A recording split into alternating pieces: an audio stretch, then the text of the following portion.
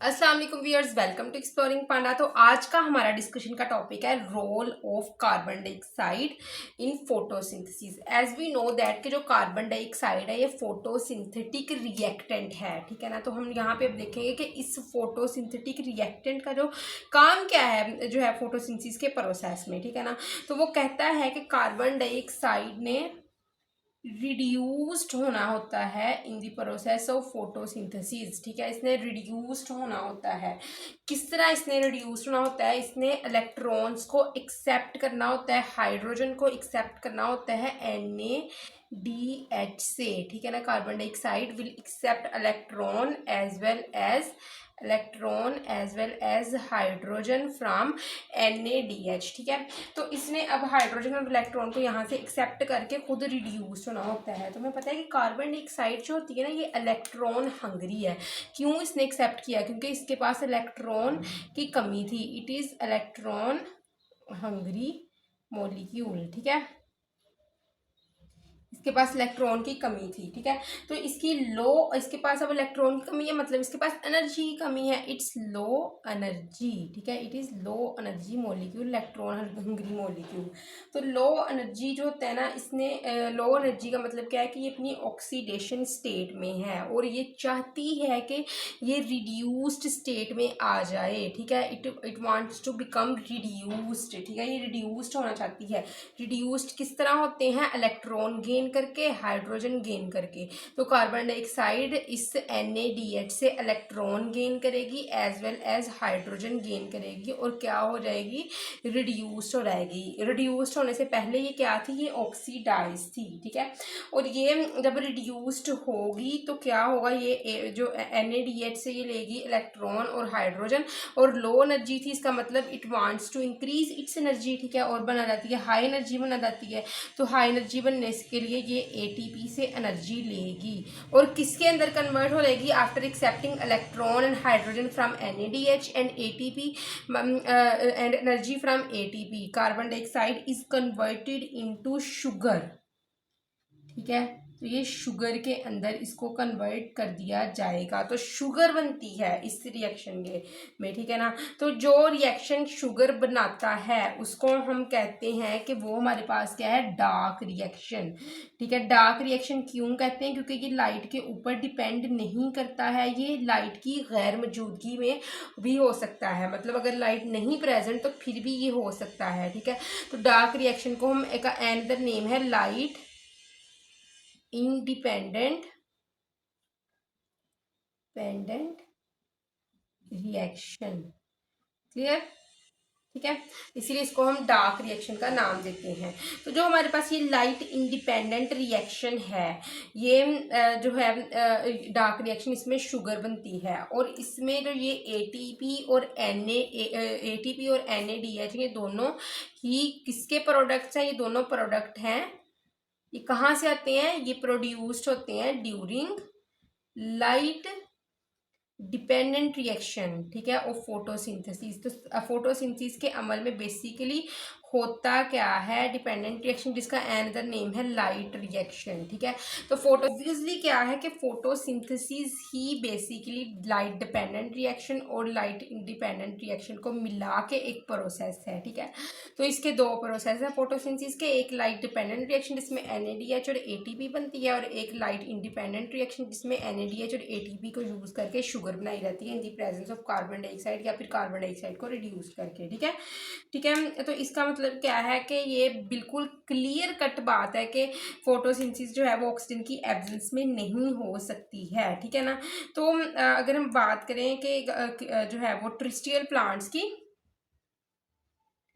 तो ऑलमोस्ट जो हमारे पास है ट्रिस्ट्रियल जो प्लांट्स होते हैं, जो 10% टोटल फोटोसिंथेसिस है ना अर्थ की, वो ट्रिस्ट्रियल प्लांट कर रहे हैं, ठीक है। बाकी सारी फोटोसिंथेसिस रेस्ट बाकी जो है मतलब 90% बाकी जो फोटोसिंथेसिस होती है ये परफॉर्म होती है ओशन में रहने वाली जो इक्वेटिक लाइफ है, ठीक है, फोटोसिंथेटिक लाइफ है जिसमें अलगा और प्लांट्स आते हैं, ठीक है ना, और लेक्स है, और इसके अलावा पॉन्ड्स के अंदर 90% फोटोसिंथेसिस बाकी हो रही है, ठीक है। उसके बाद है कि और इसके अलावा कुछ फोटोसिंथेटिक बैक्टीरिया फोटोसिंथेसिस परफॉर्म करके शुगर बना रहे हैं, ठीक है ना।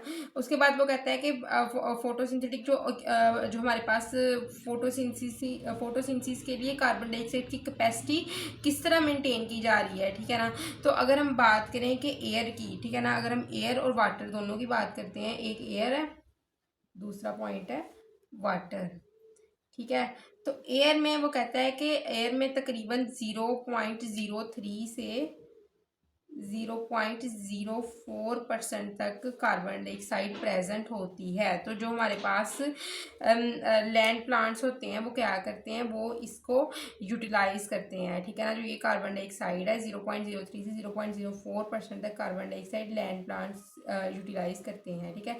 उसके बाद अगर हम वाटर की बात करें तो हमारे पास में पता है कि जो कार्बन डाइऑक्साइड होती है वो मोस्टली डिजोल्व होती है वाटर के अंदर ना, ठीक है ना। तो इसके अंदर डिजोल्व फॉर्म में कार्बन डाइऑक्साइड वाटर में मौजूद होगी, ठीक है। उसके अलावा बाइकार्बोनेट्स देखने को मिलेंगे या फिर कुछ सल्यूबल कार्बोनेट्स देखने को मिलेंगे वाटर के अंदर, ठीक है ना। कार्बोनेट्स वाटर के अंदर देखने को मिलेंगे, ठीक है। जिन्होंने क्या करना है, जिन्होंने प्रोवाइड करना है कार्बन डाइऑक्साइड के सोर्स को वाटर में रहने वाले प्लांट्स तक, ठीक है ना। तो ये वाला जो कार्बन डाइऑक्साइड का, ये कार्बन डाइऑक्साइड कार्बोनेट्स और बाइकार्बोनेट्स जो मौजूद है, सल्यूबल कार्बोनेट्स जो मौजूद है, ये कहाँ पे होते हैं, ये वाटर के अंदर डिजोल्व होते हैं, ठीक है ना। और इस डिजोल्व जो है कार्बन डाइऑक्साइड को एक्वेटिक फोटोसिंथेटिक ऑर्गेनिजम्स यूज करते हैं, क्लियर, ठीक है। अच्छा, उसके बाद वो बात करता है कि स्टोमेटा की अगर बात करें हम, तो ये कार्बन डाइऑक्साइड अगर हम बात करें लैंड प्लांट्स की, ठीक है ना, तो उनमें कार्बन डाइऑक्साइड किस तरह इंटर होती है, ठीक है ना। क्योंकि इक्वेटिक प्लांट में क्या होना है, डिजोल्व फॉर्म में उसको ऑब्जॉर्व करने जाना है, लेकिन अगर लैंड प्लांट की बात करें तो ये कार्बन डाइऑक्साइड इंटर होती है लीव में। कहाँ से होती है, इस लीव में इंटर, ठीक है। तो लीव के पास ना कुछ छोटे छोटे पोर्स होते हैं जिनको आप नाम देते हो स्टोमेटा का। तो इन छोटे होल्स की मदद से कार्बन डाइऑक्साइड को इंटर करवाया जाता है, ठीक है ना। तो जो स्टोमेटा होता है ना, ये मिलके बना होता है गार्ड सेल से, ठीक है। स्टोमेटा एक ओपनिंग है, ठीक है, जिसको कंट्रोल करता है, जिसकी क्लोजिंग को, ठीक है, और ओपनिंग को, ठीक है ना। एक सॉरी पोर है जिसकी ओपनिंग और क्लोजिंग को ये गार्ड सेल कंट्रोल करते हैं, ठीक है। किडनी शेप गार्ड सेल होते हैं, मोस्टली गार्ड सेल्स होते हैं। और जो ये ओपनिंग, ये होल है, इसको क्या कहते हैं, इस होल को नाम देते हैं स्टोमा। स्टोमा अगर एक होगा स्टोमा, और अगर ज़्यादा होंगे तो स्टोमेटा का नाम देते हैं, ठीक है ना। तो वो कहता है कि सबसे पहले जो है वो कार्बन डाइऑक्साइड जो होती है इसको अब्जॉर्ब करना है, किसने, इसको ऑब्जॉर्व करना है सेल वॉल ने, ठीक है, मीजोफिल सेल की।